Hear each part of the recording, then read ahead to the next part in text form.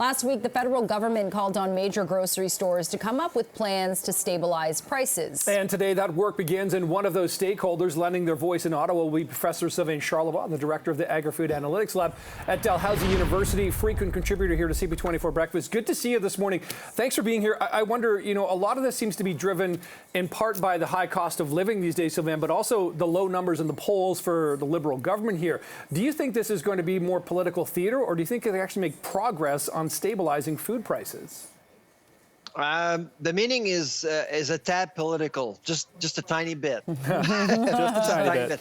But I mean, I think it'll be interesting for Minister Champagne to listen to our leaders. I think it's important for the minister to understand the complexities of food distribution. It's not a simple business, really. And frankly, when you look at food inflation, it's a complex phenomena. It's a global phenomena. Canada still has one of the lowest food inflation rates in the world, but still people are suffering. And there's a lack of confidence in the food industry in Canada. So that's why Mr. Champagne is looking for answers.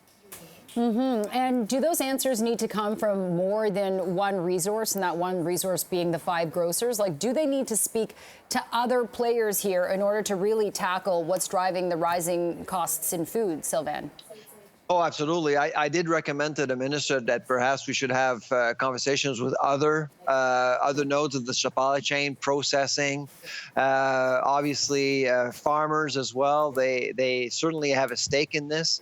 And so I think it'd be important for the minister and the government to look at this issue throughout the entire supply chain. It's not just about one node. Of course, a lot of people are blaming grocers, but because they interact with grocers, they understand the grocery business. But there's lots of things that are affecting businesses across the supply chain. Yeah, there's a lot of inputs there, and we do talk and hear a lot of talk about record profits, et cetera. But I was looking at your research over the weekend, Sylvain. It was interesting. You sort of highlight basically the food inflation rate versus store sales rate, and you basically said, if food inflation was really, such an issue, it goes counter to the greedflation narrative we're hearing. That's absolutely right, Nick. When you look at food sales, specifically food sales growth, actually most grocers are underneath water, underneath food inflation. So they're making money, they're making record profits, but not necessarily by selling food. And that's important. That's an important distinction to make.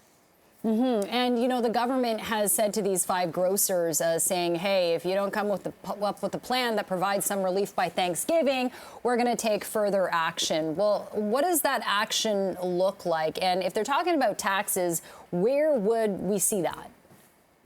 I don't know.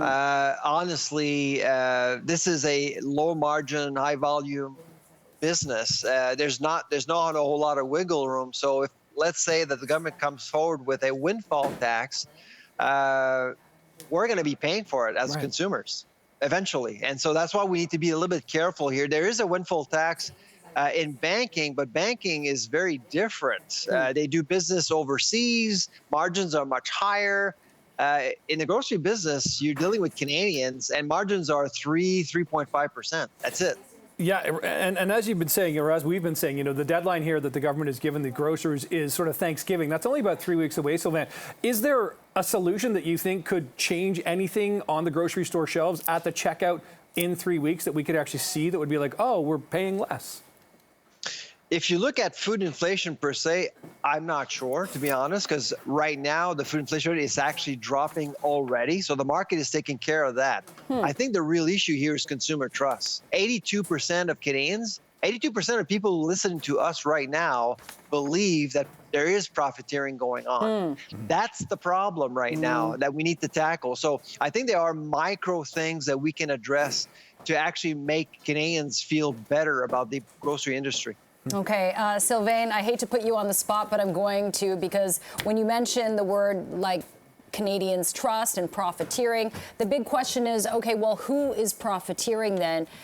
Do you think this meeting with the federal government is going to get to the bottom of which player or players are in fact profiteering? Do you have an answer? Well, I have an answer for you. If you look at the data is always a good place to go. When you look at the data, industrial prices have gone way up in recent years. So grocers are under tremendous pressure to raise prices. Now, upstream with processing, they too are dealing with higher costs as well. So, like I said, it's a global phenomenon. A lot of things have happened in the last 2-3 years, and I think we need to pause a little bit and appreciate how complex COVID has been, Ukraine, climate change. I can go on and on. So many factors impacting food prices. Yeah, there's certainly a lot. Well, it's going to be fascinating to watch that conversation happen in Ottawa today. You'll be a part of that. Sylvain Charlebois, director of the Agri-Food Analytics Lab at Dalhousie University. Thanks for sharing your time before you speak in front of Ottawa today. Appreciate this. Thanks so much. All right. Take care.